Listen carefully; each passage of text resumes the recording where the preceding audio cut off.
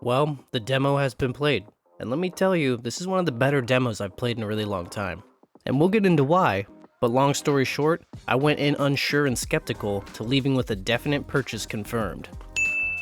But let's dive into the details as to why exactly. I know my fellow Souls fans out there are probably just as concerned as I am with this being another Souls attempt, but I think we have ourselves quite a contender.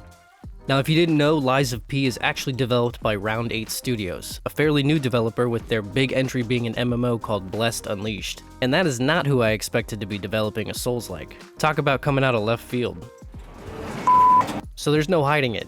Right out of the gate, you feel a ton of influence from Fromsoftware games. And I'm not going to complain because I love all their Souls games, but too much copy pasta is going to put a bad taste in my mouth. The controls are the same down to the left stick click jump, and features like summons for boss battles, a lady who levels you up, and even chasing a bug to chop up for rare materials. There are a lot of things that feel like a reskin, and most comparable to Bloodborne, and with other features like Sekiro's prosthetic arm. And while it was enjoyable to begin with, I felt a little sad at the start over the idea that these dudes could just be taking what has already been done great and slapped a different story over top. But as I continued to play, the theme started to take shape, and systems began to show themselves to actually fit really well. And while they took a lot of elements from Fromsoftware games, I think they did enough to change it up. And props to them for taking the similar systems and features and making them feel solid. Nothing feels clunky or half-assed. And they drop in some quality of life features too, like extra bag features offering more accessibility to items and keeping them separated off of the same item bar. And another being your currency called Ergo. Comparable to Souls, you can see how much you dropped on death at all times. And your Ergo gets left outside of the boss area before zoning back in. It's actually super nice if you got really in over your head and need to grind out a few more levels before trying again. And one of my favorite features is the ability to recharge your healing item called Pulse Cells with attacking, at least when you run out completely.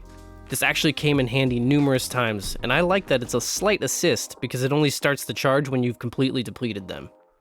Now let's get back to that story. To give a little background, Lies of P is set in an alternate universe of the Pinocchio world. More steampunk and mechanical than wooden, set in a Victorian-type industrial era that's gone to shit, all thanks to Geppetto. No! But playing as Timothy Chalamet, I mean Pinocchio, you're Geppetto's greatest creation and need to help cleanse this world of those haywire puppets. You sport a mechanical arm that offers some pretty cool combat mechanics, which can be swapped out for different playstyles. From the demo, we got to experience 3, the punching arm, the grappling arm, and the shock arm. I definitely found use for all of them, and found myself switching them up just for fun. In addition to that arm, we'll have what I hope will be a good selection of weapons. And with those weapons, we get a cool new system that's weapon modifying. You can take the damaged parts of weapons and combine them with different hilts, which both offer abilities to use, such as perfect parries, special attacks, and so on. Definitely a fresh gear mechanic.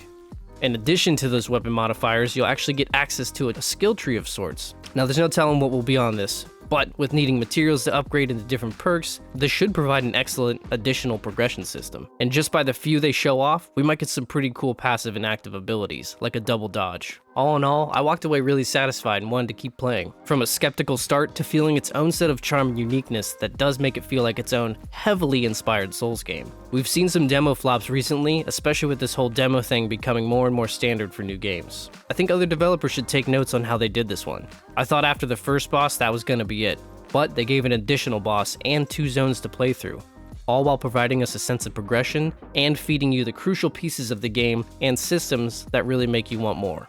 Definitely a demo well done that had me sold by the end. And if you guys had a chance to play the demo, let me know your thoughts in the comments.